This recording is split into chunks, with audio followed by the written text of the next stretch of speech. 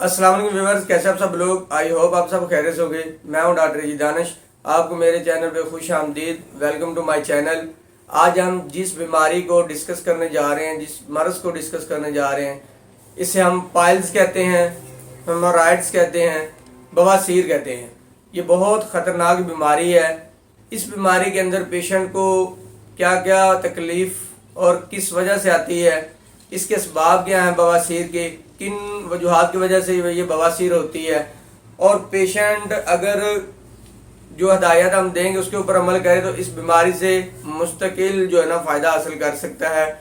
इससे पहले कि हम वीडियो को आगे लेकर चलें, अगर आप मेरे चैनल पे नए हैं तो मेरे चैनल को सब्सक्राइब कर लें और बेल आइकन को जो है प्रेस कर लें ताकि हर नई आने वाली वीडियो आप तक सबसे पहले पहुंच सके। दोस्तों, बवासीर पाइल्स जो होती है बहुत ख़तरनाक बीमारी है। ये होती किस वजह से, जो हम हेमोरॉइड्स भी कहते हैं। हेमोरॉइड्स बेसिकली जो हमारे एनस होती है, रेक्टम होती है, इसके आसपास जो वेन्स होती हैं, ब्लड वेसल्स होती हैं, जब इनके ऊपर प्रेशर पड़ता है, जब इनके ऊपर वजन पड़ता है तो इनके अंदर, यानी कि ऐसे समझे कि इसके ऊपर जब बोझ पड़ता है तो बोझ पड़ने की वजह से मुसलसल जब बोझ पड़ता रहता है तो ब्लड वेसल्स पूरी तरह सर्कुलेट ब्लड नहीं होता, जिसकी वजह से इसके अंदर इन्फेक्शन होती है, इन्फ्लामेशन हो जाती है, स्वेलिंग हो जाती है, जिसकी वजह से जो पेशेंट को, यानी कि उनके अंदर स्वेलिंग सोजश होने की वजह से जब ये फटती हैं या इनका साइज बढ़ता है तो जो हम हेमोरॉइड्स कहते हैं, ब्लीडिंग होती है।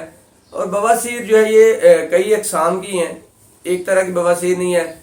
आम लफ्ज़ों में सुना होगा व्यूवर्स ने कि बाज़ पेशेंट को वो ब्लीडिंग वाली होती है, यानी कि खूनी बवासीर होती है। बाज़ पेशेंट को ऐसा होता है कि रेक्टम के अंदर जो है वो मौका बना होता है, और ये भी दो तरह के होते हैं। एक होता है सिर्फ एक ही मौका होता है, वो बड़ा सारा होता है, और इसके साथ साथ वो मौका जो बड़ा होता है वही तकलीफ जो होता है, बहुत ज़्यादा तकलीफ, जो पेशेंट को बहुत ज़्यादा तकलीफ होती है। और बाद पेशेंट को ऐसा होता है कि इंटरनली जो है रेक्टम के अंदरूनी साइड पे वो मौका होता है और उसके साथ उससे आगे बढ़ते चले जाते हैं। इसको हम कहते हैं जैसे अंगूर के गुच्छा होता है, जैसे वो एक टहनी से लगा होता है और उससे आगे जो है ना वो अंगूरों के जो दाने होते हैं वो बढ़ते जाते हैं। तो इसी तरह वो ये यानी कि इस तरह की भी ये होती है, जिसे हम कहते हैं बादी वाली बवासीर। इसमें बेसिकली तकलीफ ज़्यादा होती है पेशेंट को, है तो ये सारी तकलीफ दे मराहल है, लेकिन इनमें जो बादी वाली होती है इसमें ये होता है कि मौका नहीं होता, लेकिन पेशेंट को तकलीफ बहुत ज़्यादा होती है। पेशेंट को बियर करना इसको, और पेशेंट के लिए उठना बैठना बहुत ज़्यादा मुश्किल होता है। जैसा कि लोग आप जानते होंगे कि जिनको बवासीर है वो पेशेंट बैठने में कितना, यानी कि उसको मुश्किलात पेश होती हैं, वो ठीक तरीके से बैठ भी नहीं सकता और चलते फिरते उनके लिए बड़ा मुश्किल होता है। यानी कि उसकी लाइफ जो एक दफ़ा मुकम्मल तौर पर जो है वो मफलूज हो चुकी होती है, मुकम्मल तौर पर वो डिस्टर्ब होता है, मेंटली तौर पर भी वो डिस्टर्ब होता है। इसके असबाब क्या हैं, बेसिकली ये कब्ज़ होती क्यों है, किन लोगों में होती है, वो आज हम थोड़ा सा जानने की कोशिश करते हैं। ये ऐसे लोग जो आराम प्रस्त ज़्यादा होते हैं, जो ज़्यादातर बैठ के काम करते हैं या ज़्यादातर लेटे ही रहते हैं, और या ऑफिस वर्क में काम करने वाले लोग होते हैं। ऐसे लोग जो एयर कंडीशनर यानी कि माहौल में रहते हैं, तो ऐसे लोगों के अंदर इसके बवासीर के चांसेस ज़्यादा होते हैं। इसके साथ साथ एक चीज़ और भी डिस्कस करता चलूँ, जिनके यानी कि ख़ानदान में ये मसला हो बवासीर का, तो उनमें भी ये चांसेस ज़्यादा होते हैं, जिसे हम मारूसी बीमारी कहते हैं, विरासती बीमारी कहते हैं। तो ये भी एक मारूसी बीमारी है जो आगे कन्वर्ट हो जाती है।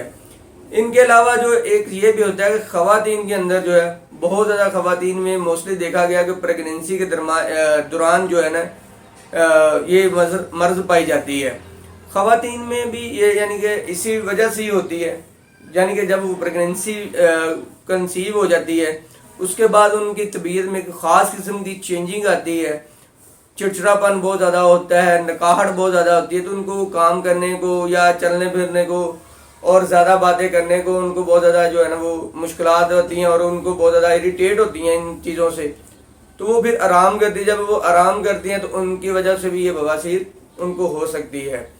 तो ये यानी कि ऐसे असबाब हैं जिनकी वजह से बवासीर हो सकती है। इसके अलावा एक बहुत अहम चीज़ जो मैं डिस्कस करने जा रहा हूँ, ये आप गौर से नोट फरमा लें। ये वो चीज़ है जो प्रैक्टिकली है, यानी क्लिनिकली जिसे हम कहते हैं प्रैक्टिस, ये उसके अंदर जो अकाउंट हमने किया है, जो उसके अंदर ये चीज़ें देखने में आई हैं, तो ये चीज़ वो हम आपसे शेयर करने जा रहे हैं। इसमें ये चीज़ देखी गई कि जो मुर्गन ग़िज़ाएँ ज़्यादा खाते हैं, फास्ट फूड का ज़्यादा इस्तेमाल करते हैं, बर्गर, शवारमे और इस तरह की खुश्क चीज़ें जो है वो ज़्यादा इस्तेमाल अपनी लाइफ में करते हैं, तो उनके जिस्म के अंदर, बॉडी के अंदर एक ख़ास किस्म की जो है ना वो तब्दीली आ जाती है, जिसे हम कहते हैं उसके जिस्म के अंदर खुश्की आ जाती है। जब उसके जिस्म के अंदर खुश्की आ जाएगी, उसका मैदा डिस्टर्ब हो जाएगा, तो फिर होगा क्या कि उनके अंदर खुश्की की वजह से उनको कब्ज़ हो जाएगी। जब कब्ज़ होगी, कॉन्स्टिपेशन का मरीज़ होगा, कई कई दिन तक पखाने की हाजत नहीं होगी। अगर वो पखाना करने बैठ जाए तो बहुत ज़्यादा टाइम लग जाता है। अगर पखाना करने बैठ जाए तो फिर वो ज़ोर लगाता है। जब ज़ोर लगाता है तो वही बात जो पहले मैंने आपको बताई है कि मकद के ऊपर जो है, रेक्टम के ऊपर, एनस के ऊपर जब प्रेशर पड़ता है तो इर्द गिर्द की जो वेन्स होती हैं, ब्लड वेसल्स होती हैं, उनके ऊपर एक स्वेलिंग आ जाती है। जब स्वेलिंग आती है तो वही बात फिर हेमोराइड्स हो जाते हैं, बवासीर के चांसेस बढ़ जाते हैं। तो सबसे अहम चीज़ ये है कि आप हजरात से गुजारिश है कि अपने खुराक को बेहतर करें, नॉर्मल लाइफ में अपनी ज़िंदगी को लेकर आएँ, यानी कि कब्ज़ से बचें। सबसे अहम चीज़ जो है वो पेशेंट के लिए कब्ज़ है। ये उन पेशेंट को पता होगा जिनको कब्ज़ यानी कि बवासीर है, जिनको बवासीर है उनको ये चीज़ समझ आएगी कि इसके अंदर सबसे अहम रोल जो है वो कब्ज़ का है। जब वो पखाना करने बैठते हैं या जब वो चारपाई पे बैठते हैं, जब वो सोफे पे बैठने लगते हैं, फिर उनसे बैठा नहीं जाता। मौके जो होते हैं वो रेक्टम से बाहर आ चुके होते हैं, वो बैठने नहीं देते, तकलीफ़ देते हैं। बाद पेशेंट को ब्लीडिंग हो रही होती है और उनके कपड़े ख़राब हो जाते हैं, शर्मिंदगी की वजह से वो बेचारे किसी के पास जाते भी नहीं हैं। तो यानी कि इन तमाम परेशानियों के वजह से मरीज़ एक दफ़ा पूरी उसकी जो लाइफ है एक दफ़ा डिस्टर्ब हो जाती है, मफलूज हो जाती है। तो ये थे एक बवासीर की बेसिक इंफॉर्मेशन जो मैं आपसे शेयर कर रहा था। तो इसके इलाज के लिए जो सबसे अहम चीज़ है, सबसे पहले तो मैं अपने व्यूवर्स को ये कहूँगा कि अपनी खुराक को अच्छा करें, मेनटेन खुराक को करें, जिसके अंदर सलाद का इस्तेमाल ज़्यादा करें और पानी वाली चीज़ें जैसे खीरा हो गया और इस तरह के जो है ना चीज़ें जो हैं, यानी कि अपने खुराक के अंदर जो है वो पानी वाली चीज़ें, तर चीज़ों को लेकर आएँ। खुश्की वाली चीज़ें जो हैं फास्ट फूड से अवॉइड करें। खीरे सलाद का ज़्यादा से ज़्यादा इस्तेमाल करें, खीरों का इस्तेमाल करें। इसके अलावा जूसेस का इस्तेमाल करें। और एक बहुत अहम चीज़ जो मैं बताने लगा हूँ, अगर किसी पेशेंट को कॉन्स्टिपेशन है, उसको कब्ज़ होती है, तो उनके लिए बादाम रोगन जो है ये आप रात को सोते हुए 2 चम्मच दूध के अंदर, 1 कप दूध के अंदर मिलाकर ये पिए। यानी कि आप अपने जब स्टूल पास करते हैं उसको नॉर्मल होना चाहिए, सॉफ्ट होना चाहिए। अगर वो हार्ड है तो बहुत तकलीफ दे अमल होता है। यानी कि आप इस तरह की चीज़ों का इस्तेमाल करें, दूध का इस्तेमाल करें। ये सारी की सारी चीज़ें जो है आप इस्तेमाल करेंगे तो आपकी लाइफ में चेंजिंग आना शुरू हो जाएगी। तो फिर ये इसके लिए आपको मेडिसिन खाने की ज़रूरत नहीं रहेगी। इसके अलावा अगर मौके वाली बवासीर है उसके लिए मेडिसिन अलग होती है। अगर खूनी बवासीर है उसके लिए मेडिसिन अलग होती है। अगर बादी वाली है बवासीर जिसके अंदर पेशेंट को मौके भी नहीं होते और खून भी इतना ज़्यादा नहीं निकलता लेकिन तकलीफ़ ज़्यादा होती है, उसके लिए मेडिसिन अलग होती है। ये डिपेंड करता है कंडीशन ऑफ पेशेंट की, डिजीज़ के ऊपर। लेकिन यहाँ पे जो मैं मेडिसिन आपको बताने जा रहा हूँ, ये एक ही मेडिसिन जो है आप इस्तेमाल कर सकते हैं। इससे जो मैंने प्रैक्टिकली देखा तो बहुत जल्द जो पेशेंट को फ़ायदा होता है, उसकी तकलीफ़ दूर हो जाती है। चंद रोज़ के इस्तेमाल से मुकम्मल तौर पर पेशेंट को सेहतयाबी होती है। लेकिन इन चीज़ों को जो मैंने आपसे डिस्कस की हैं ये अपनी ज़िंदगी में लेकर आएँ। सलाद का इस्तेमाल करें, खुश्क चीज़ों का जो है वो अवॉइड करें, खुश्क चीज़ों से, तरी वाली चीज़ों से आप जो है ना जैसे सब्जी में अब कद्दू, टिंडे वगैरह इन चीज़ों का इस्तेमाल करें। तो ये सारी की सारी चीज़ें जब इस्तेमाल करेंगे इंशाल्लाह इनसे पेशेंट को बहुत ज़्यादा फ़ायदा हासिल होगा। अगर पेशेंट को ये मेडिसिन इस्तेमाल करें, इसका नाम है कांटोल, मैं इसकी पिक्चर लगा दूंगा। ये किसी अच्छे होम्योपैथिक मेडिकल स्टोर से पाकिस्तान के अंदर अब आसानी से मिल जाएगी, बड़े यानी कि मेडिकल स्टोर होम्योपैथिक से पाकिस्तान के अंदर ये कांटोल के नाम से मेडिसिन है। मैं इसकी पिक्चर लगाऊंगा, आप अच्छे से देख लीजिएगा। तो ये मेडिसिन एक छोटा सा इंजेक्शन टाइप होती है, पाउडर बना होता है। ये सारा पाउडर आपने हाफ कप पानी के साथ लेना है, सुबह नहार मुँह आपने इसका इस्तेमाल करना है। तो इंशाल्लाह इस मेडिसिन से पेशेंट को बहुत ज़्यादा फ़ायदा होगा।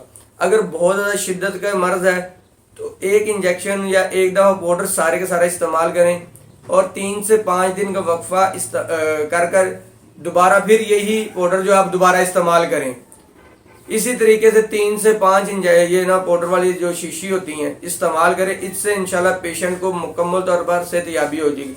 इसके साथ साथ पेशेंट के लिए एक स्पेशली मेडिसिन जो मैं बता रहा हूँ, नक्सवमीका आप 200 रात को 10-10 कतरे हाफ कप पानी में इस्तेमाल करें। इंशाल्लाह इससे बहुत ज़्यादा पेशेंट को फ़ायदा होगा। अगर आप इसी बारे में कोई भी सवाल करना चाहते हैं तो मेरे कमेंट बॉक्स में आकर सवाल कर सकते हैं। ले इजाज़त दीजिए, खुश रहें, खुशियाँ बांटिए। अल्लाह हम सब का हामी नासिर हो। अल्लाह हाफिज़।